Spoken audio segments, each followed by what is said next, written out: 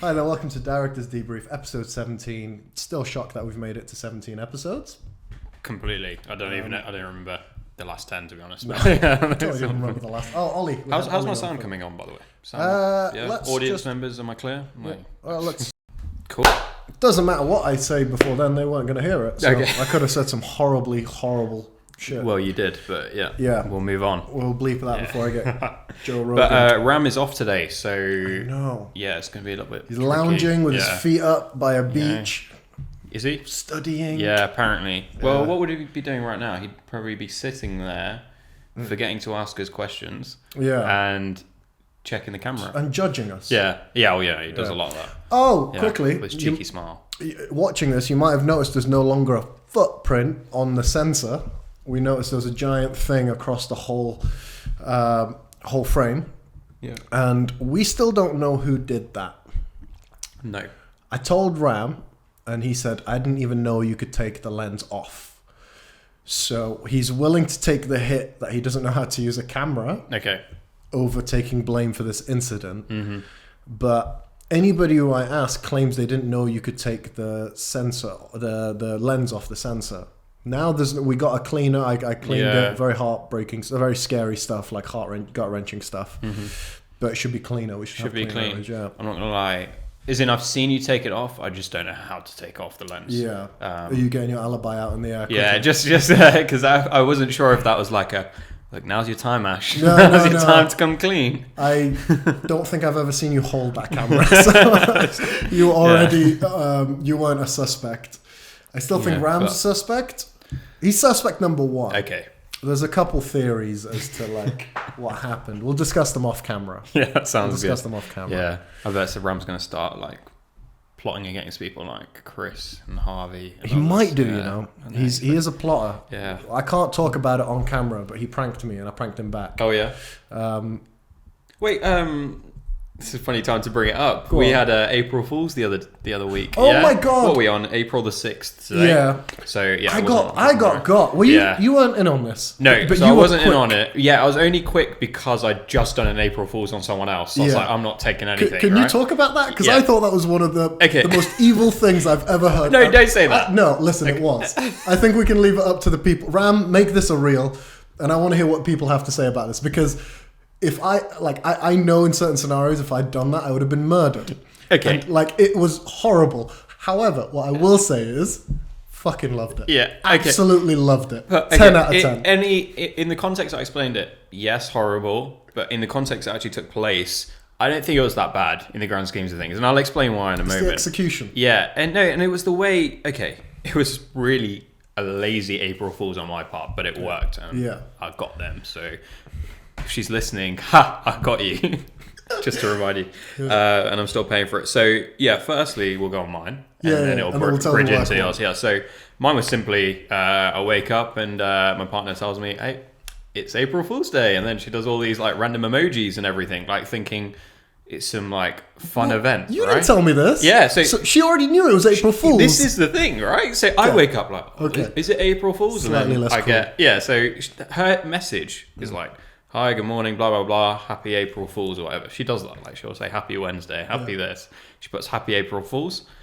So my immediate response is I can either say good morning, is it April Fools? Or I can just prank her straight there and then. And that's allowed because surely she'll figure that out based on her email saying it's April Fools. No. So all I do is I just... respond saying, hey, sorry, just caught up with a few things. Caught up with an issue. And then I find a photo on Google Images of a car exactly like mine that's crashed. And exactly the same. Well, a few things are different. Any eagle-eyed person would spot that, but the alloys look the same and so on. And I sent that to her and followed with a phone call, a few messages.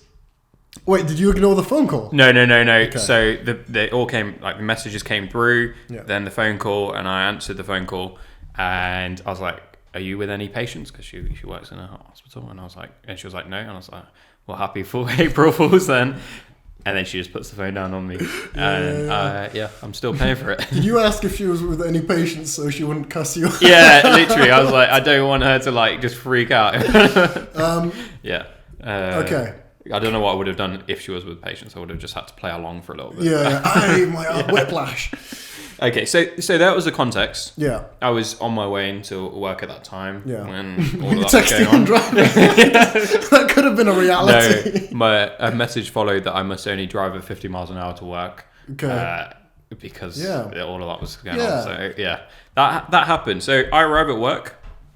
And I walk straight into the debrief that happens every morning at WP, where the gang Harvey is giving a message and Chris is giving a message as well to the warehouse team. And they mention to the team, just at the end, they go, oh, PS. So they're doing all their stuff like how many orders, what prep need, all that kind of debrief stuff.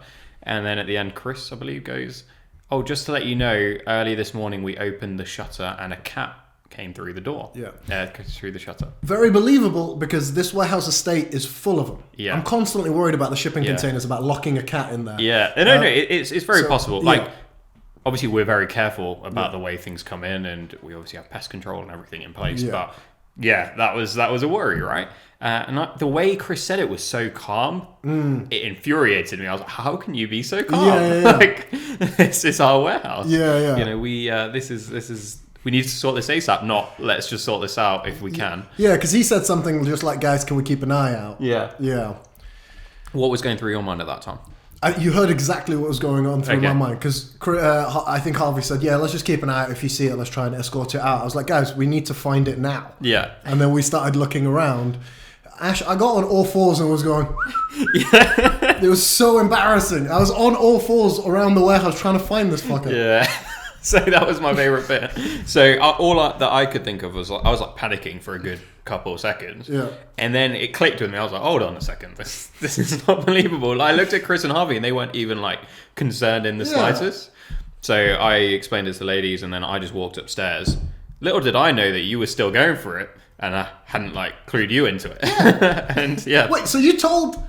Is that why no one was helping me? Yeah, Look. I went upstairs. Yeah, so no, the ladies knew, but they didn't know what to do. Yeah. But yeah, well, I went up and and then Harvey was like, "Should we tell Sam?" And then Ram was like, "No, we'll tell him at 12." And I was like, "At 12?" Yeah, that was right. So if Ram, dude, it's so fired. But I got a phone call as well. So I was like, all right, I'll take this phone call and I'll come back to the cat hunt. And whilst I was on the phone, someone told me it was a prank. And I was like, I had to be on this phone call fuming for the remainder of the call. And then I hung up and I was like, well played. Wow, they got me good. Yeah, it was exactly. Because it was I didn't even for a second question it. Yeah. I was so in. Well, I would have been exactly the same. Don't like. Come on, we would do anything to make sure this warehouse was fine. But luckily, that's just, again, when they were so relaxed, I was like, guys, it's a pharmaceutical grade warehouse. Yeah, let's get animals out of here. Absolutely, but funny day. But, kudos to them. They really, really got us. Not to Ram, dude. 12? Fuck you. No, but he had a snake in his cupboard, right? He freaked out. But he didn't open it until the next day. Yeah, and he didn't. They tried to get him, but he didn't. Yeah, the fun stuff that happens. But just a quick note. Mm-hmm. Here's the thing. I know your answer because there's only one right answer. Okay. In terms of your prank, why I think it's cruel. Yeah. Imagine it the other way around. Oh yeah. Yeah, you get that text message. Yeah. Your partner's car is like... It was really bad, don't get me wrong. Because you're just like an eagle-eyed person would have spotted the difference in the cars. You see a totaled car, you're not but the alloys... No, don't get me wrong. I'm very much in the fault. Yeah. It was a bad thing to do. I don't want to wish anything on anyone to do the same.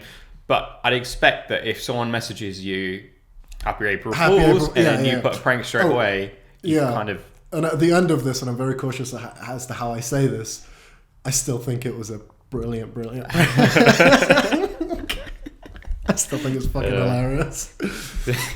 Yeah, the thing is, I feel like I did it last year, but maybe not. I don't know. No? Something very similar, but yeah, it was very lazy as well. I literally went on Google Images, found an image within a couple of seconds, and boom, straight on. But very impressive. Yeah. Anyway, here we are, April. Yeah, and April the 6th. We are good to go. A lot of new client onboarding, just a bit of a WP debrief, so a lot of new stuff going on. It's been busy. Yeah. It's been insanely busy. Yeah. It's gotten. I've been jumping back in the ring. Mm-hmm. I've been working directly on Seller and Amazon Seller Central, Vendor Central. Man, I'm grateful for our team. There have been some headaches that come with it, but it was nice because it kind of reiterated to me the value that we bring, because there were so many problems and there were so many things I think you just mentioned as well, that you used something you'd learned from a previous client to help this new one, where you said the right word, that the algorithm picked up, or you did something. Yeah, and there's like a little trick to something to get it work. It doesn't always work every time, but the fact is, see, when a client works on Amazon, or that's their first time and they're learning everything fresh. It's why you employ an accountant, because they know how to do other accounts and so on. And I feel that's exactly where we are. And the more and more clients we work with, the more and more challenges we have as you're going through, the more we know what to do next time. And it's annoying, the pain points, but it's why we're in business and what we do every day. So it's exciting. It's been a lot of fun though. It's been a lot of stuff that I've done all of this before, but I'm doing it in new ways. Just purely because of the quantities that we're working with now. We're now working on a different platform, and it's going to help us with our other the smaller scale stuff as well. But I've never Googled stuff more. This more time, like how do I do this? How do I do that? And I think it's the other thing is I think I'm getting really good at Googling. I told Ram this when he was learning to video edit. I was like, I'm not a better video editor than you. I'm a better Googler. Like he wants to move something to the left, and I know the right words to put into Google to show me the tutorial of how to move things to the left. And how to efficiently scrape the information that you need from Google. Yeah, exactly. Right? Like how to when you click on a link, this is garbage. This is good.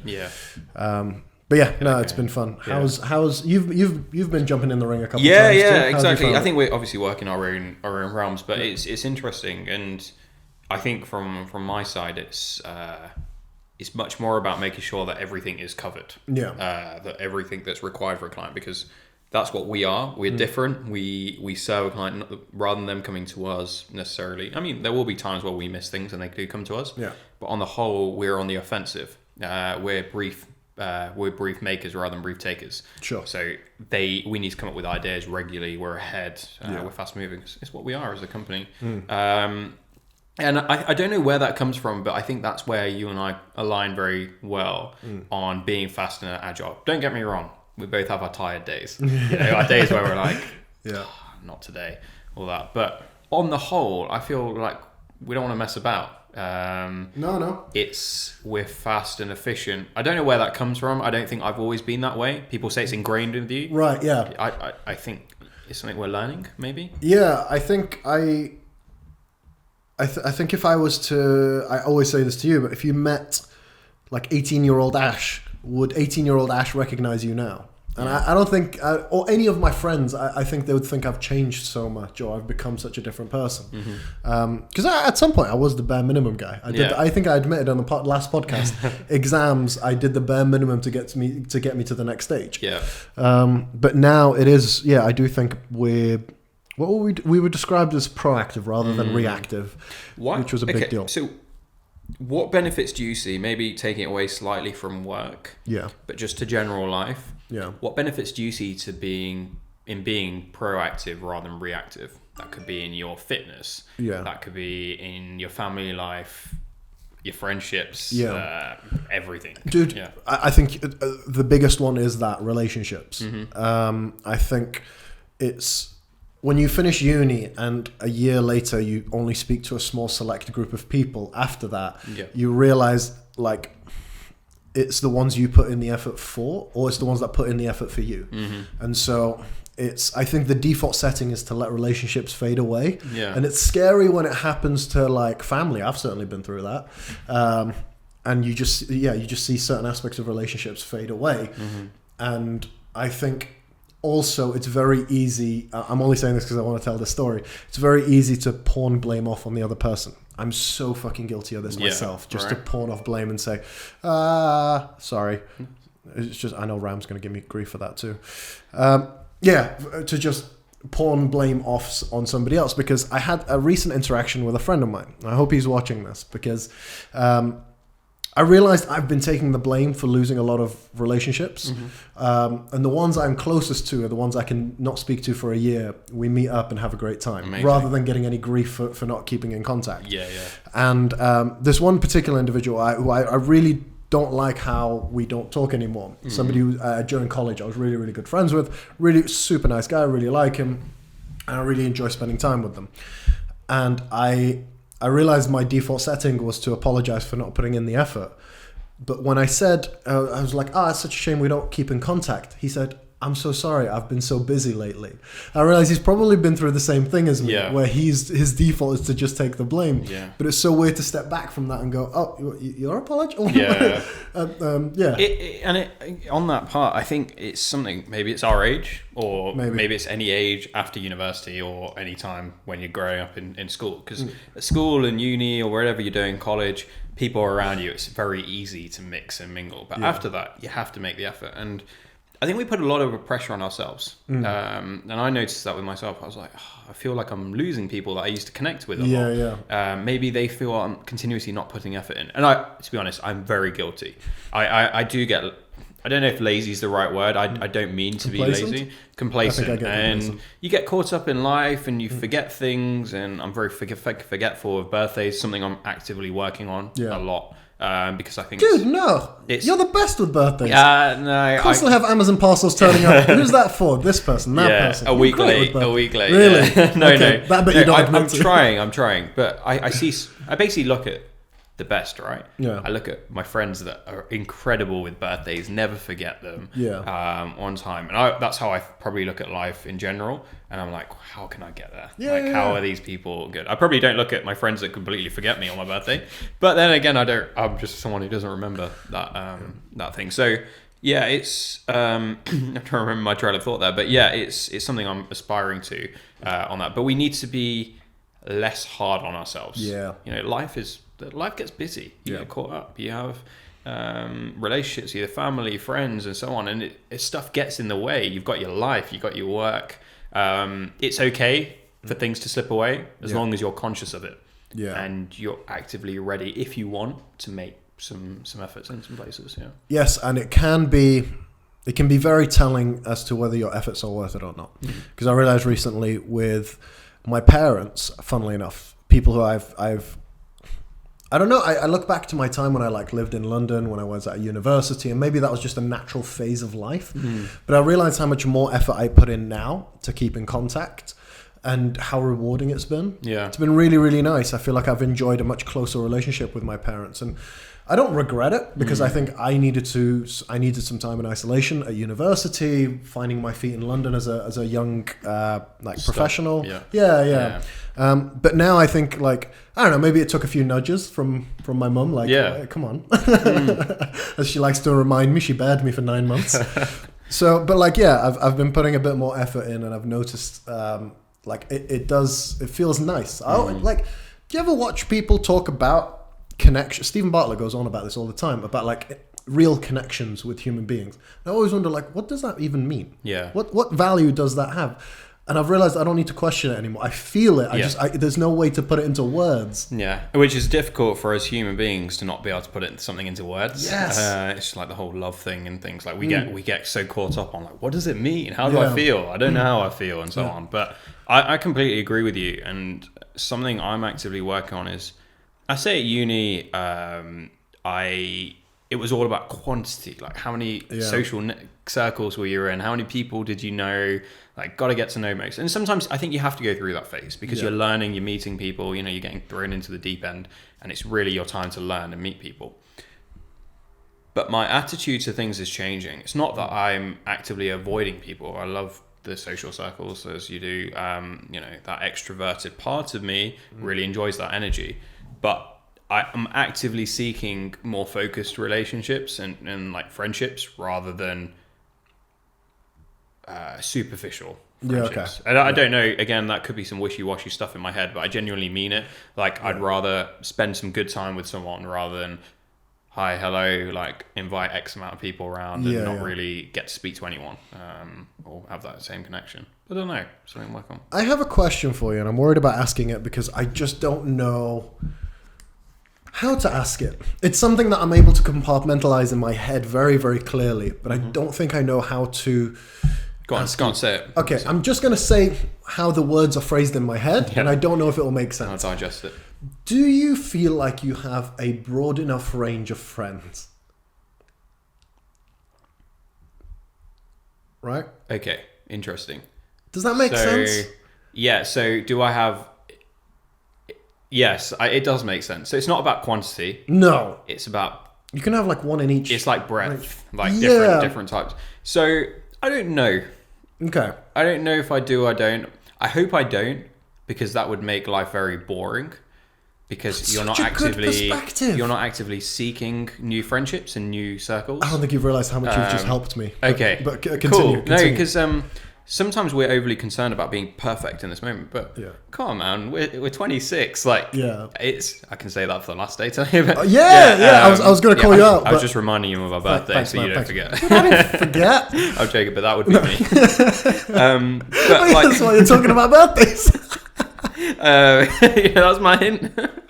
Sorry, I completely missed it. But no, genuinely, like, come on, we're 26, and if you think, I've got my friend sorted, I've got a perfect friend in every circle, you have no reason to make any effort or anything. You'll think, I've got everything on lock, I've got enough people, my personality's sorted, but surely you want your personality to adapt. If you think about how much you've changed in 10 years since you were 16, boy, are we going to see a shift in you in the next 10 years. I love how much I hate 16-year-old Sam. Okay. It used to keep me up at night, like, can you believe you said that shit?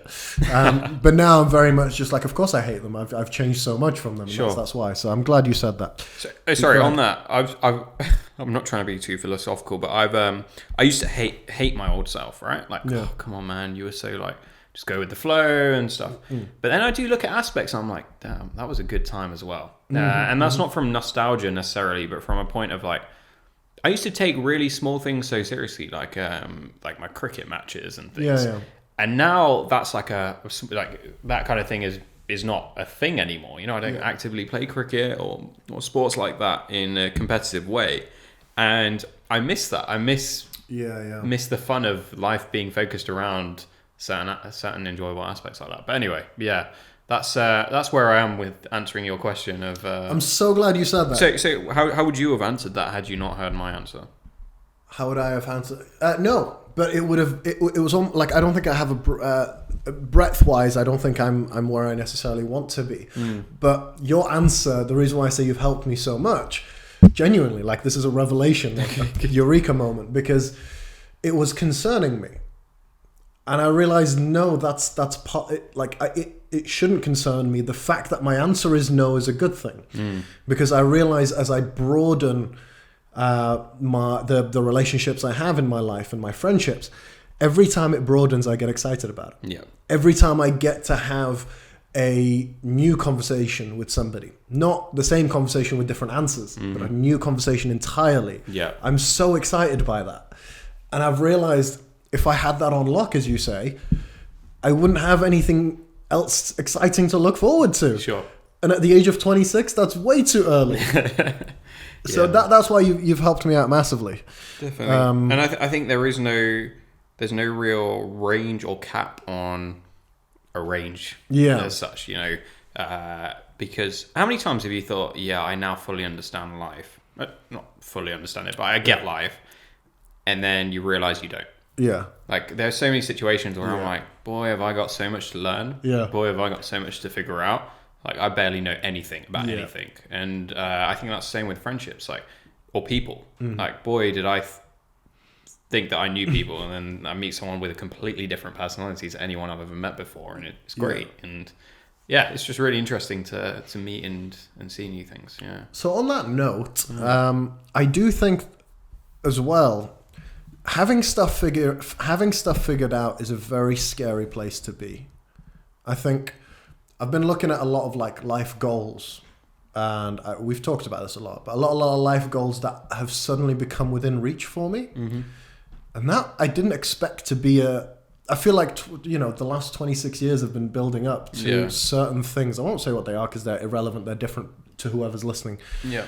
But as the second they became in reach, I really started to freak out, because I really started to think like, well, then what? And I realized that crisis of then what was a good enough crisis for me to be excited about stuff again. Sure. Yeah. So having stuff figured out is really not all that good. Yeah. Does that make sense? Do you resonate with that? Completely. I think and that's where we get caught up on the actual goal too much. Yes. And I don't want to do that whole thing. Goal. It's the journey rather than the goal. Yeah, The end thing. But it genuinely makes sense. I think it's so important to have a goal. Yeah. Like that you say, you've got some certain life goals. Yeah. Great. Go out and achieve them. Yeah.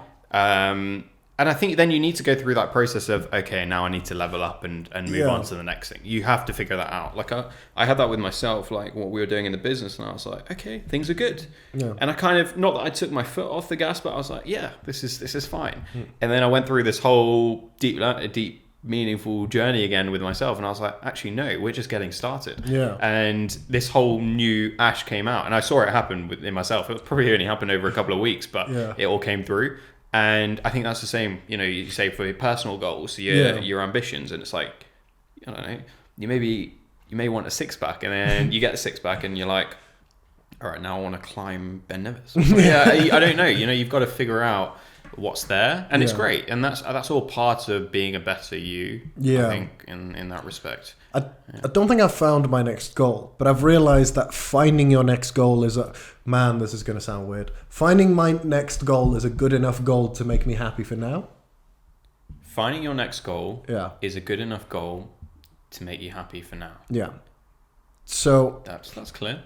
I haven't achieved those initial sets of goals. Yeah. But I know they're in reach. I feel like I could live on autopilot and still achieve them now. I've put the right things in place to do it. Yeah. But then I'm like, then what? I think if you keep going bigger and bigger, that might be a scary thing. That might be a never content with life kind of a situation you might wrap yourself in. But it kind of stems back to some advice I got given a long time ago, and something that you also said of like, if you're feeling lost, you're probably not lost enough. Somebody else told me that. Yeah, I remember you saying that. And then you said to me, I need to to do more with what I currently have. Or words to that effect. I need to be happier in this current scenario. Yeah. Not just be happy. You didn't just say go be happier. So you said like I need to find things that offer me fulfillment that don't require major changes. And so a combination of that has been for me like I need to find the next group of stuff. And that's enough. That's settled the worry. The worry, yeah. And it's got me excited about shit again. Good, man. Yeah, I think that whole thing of personal development is just a continuous cycle. Yeah. Like I don't know, the amount of times I've just thought, when I get here, then I'm sorted. Then I can just coast. It's like, what are you going to coast on? Like I take the example of business, right? And like people talk about the idea of retirement by the age of 25 or to the age of 30 or 35, and it's like, that sounds great. And I had that ambition, and I still do to a certain extent. I kind of did too. But my definition of retirement has changed. Okay. Where before it was retirement where I could stop working and go sit pina coladas on a beach somewhere in Barbados, dream, right? Somewhere very warm, sunny, and that.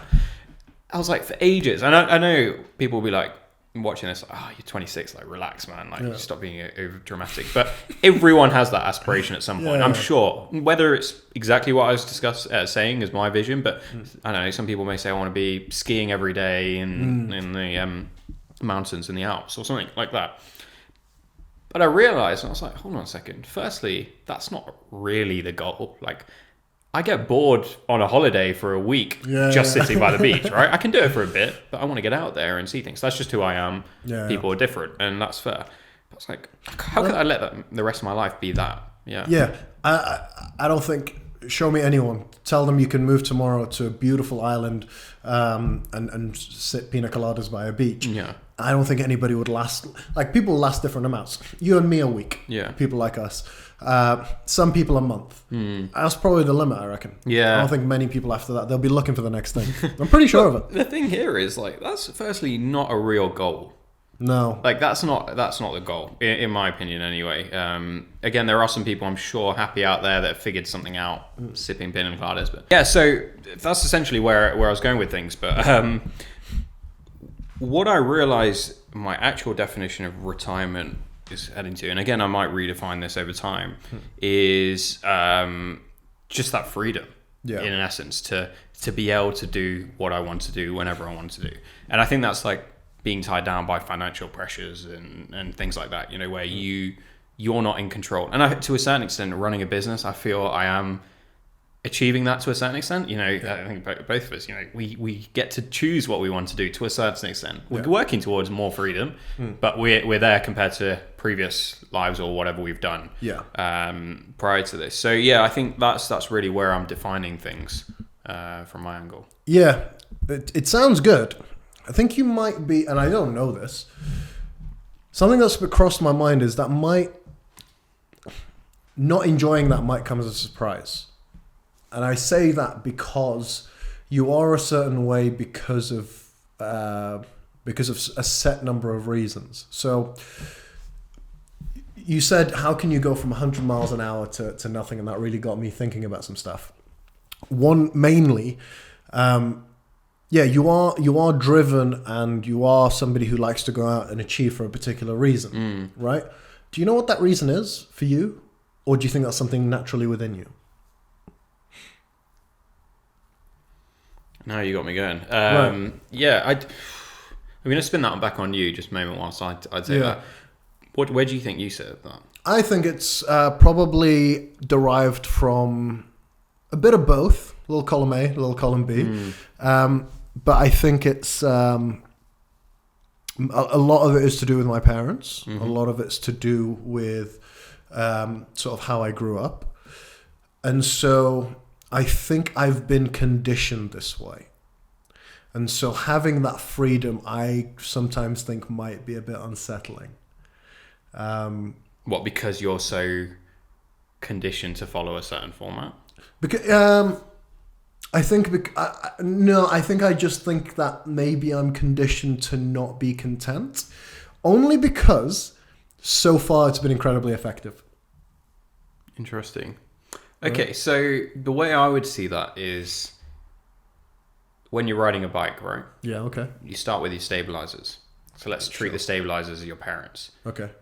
Keeping you up, but also keeping you in your lane. Like it's much harder to turn, it's much harder to veer off track. You stay within what you're doing.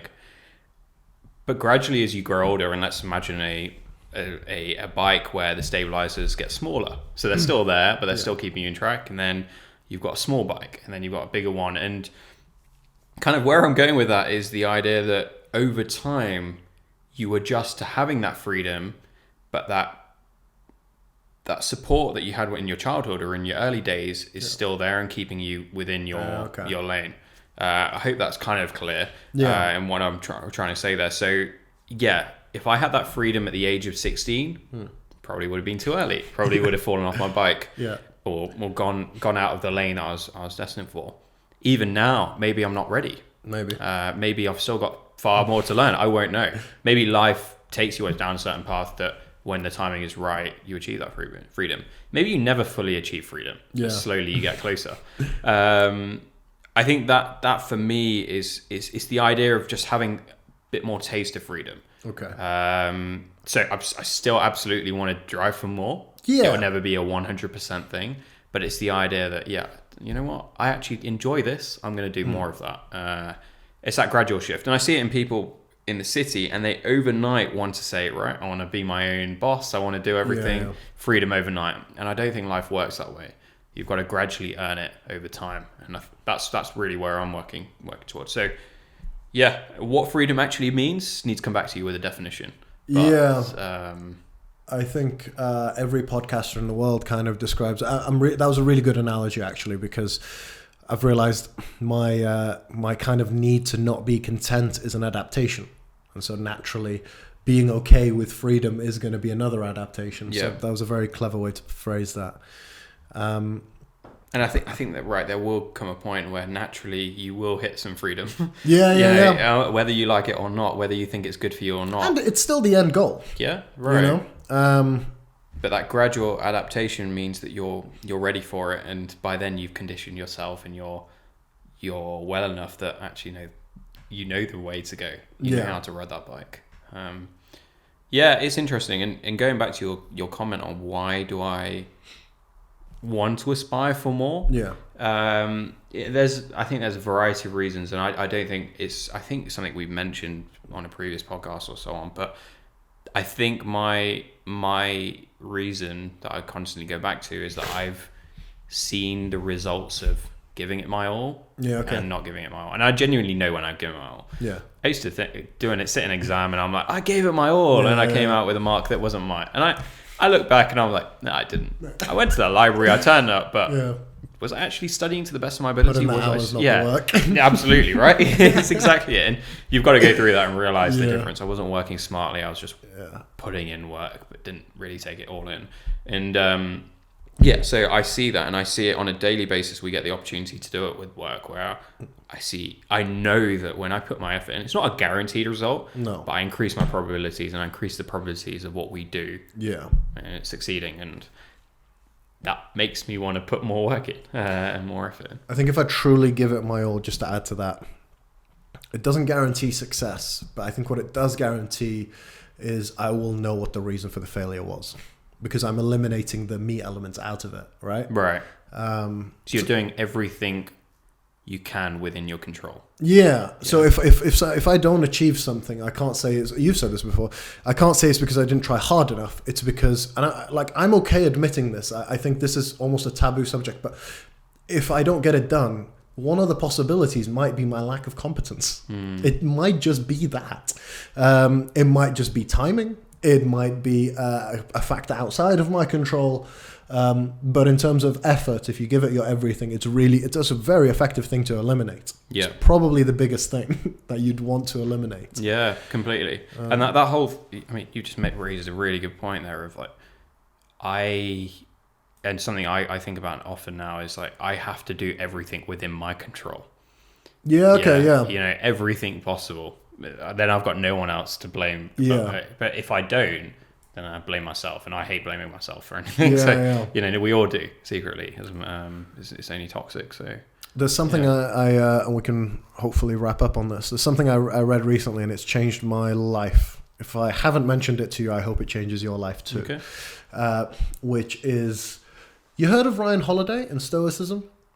No. I've loosely mentioned that, but it is about focusing what is within your control and not thinking about what is outside of your control. Mm-hmm. And the other thing is something another content creator mentioned, which is focusing more on input-based goals versus output-based goals. Okay. And I think this is something really healthy to think about within the business. I've been trying to think of a way to get our team on board with this. For example, this podcast. It would be a terrible, terrible thing of me to go to Ram, I need you to focus on this YouTube channel and make it get to 100 subscribers within 6 months. Okay. It's a terrible thing to do to him because there's 7 or 8 things that's well beyond his control. Mm-hmm. If I was to say to him that I want you to upload a piece of content every single day for the next month or every working day, whenever he's in work, and for you to edit a video and upload a video, it's a much more reasonable goal because it's input-based, not output-based. Right. It's what you can physically control. And I've been trying to think of this stuff for myself. Like my to-do lists used to actually be roughly output-based. Mm-hmm. It used to be like, make sure this is accomplished or this is that done by the end of the day. Whereas now I'm just like, make sure I've contacted this person, I've contacted that person. And it scares me how relevant this is to so many different things in life. Yeah. Somebody said you can't make you can do stuff that you think will impress people. You can buy a nice car, but you can't make the nice car impress the people. Does that make sense? Yeah, I get you. Yeah, sure. You can buy the nice car, but you can't make people be impressed by the car. Yeah. That's incredible. Yeah. So it's kind of just changed, and this is just purely from the concept of, I think, Stoicism. I'm waiting on a delivery of his book, Ryan Holiday, and also just being very input focused rather than output. Like focus on what you can do rather than the results you hope for. Yeah. Genius. Yeah, I think you've just said the best and a brilliant way to wrap up because I have nothing to add to that. Yeah. It's changed my life. I hope it changes yours, and I really want to find a way to get people in the business on board with this because I really think it will make people a lot more happy about their productivity, like a lot prouder of their accomplishments, and I think that can only have a good effect on stuff. Yeah, definitely. Brilliant! What a way to wrap up. Sorry, I am. And that's your birthday gift. I'm not getting you anything else. That's all I need. That's all I need. Thank you. And yes, episode 17. I'm so proud of us. Brilliant stuff. That was a really good episode, by the way. Really enjoyed it. Normally we say this off camera, but really enjoyed it. And, me too, man. We came into this with no topics. Yeah. And we thought of like 3 or 4 bullet points. Didn't talk about a single one of those. No, I think that was. But I think we're getting better at the way the conversation steers. Yeah, it was focused this time. Yeah, focused, but yet natural. Yeah, maybe our one viewer in Australia is just like, that wasn't focused. Well, please comment. Yeah. And dislike or like, whatever you want to do. But yeah, if you really enjoyed this or you didn't, whatever you did, please do comment. Subscribe if you're not subscribing already. But let us know any feedback or anything. Send us an email as well. Our emails are around. I guess. Yeah, on our website and so on. Yeah. Just let us know what you want to hear. We're really enjoying this and where we're going. But stay tuned. Stay tuned. Cheers. Stay tuned for mine and Ash's cover of Phil Collins is in the air tonight. That's coming. Yeah, Ram made a video. Oh yeah. So it's coming live. It's coming soon. Take care, guys. Thank Cheers. you.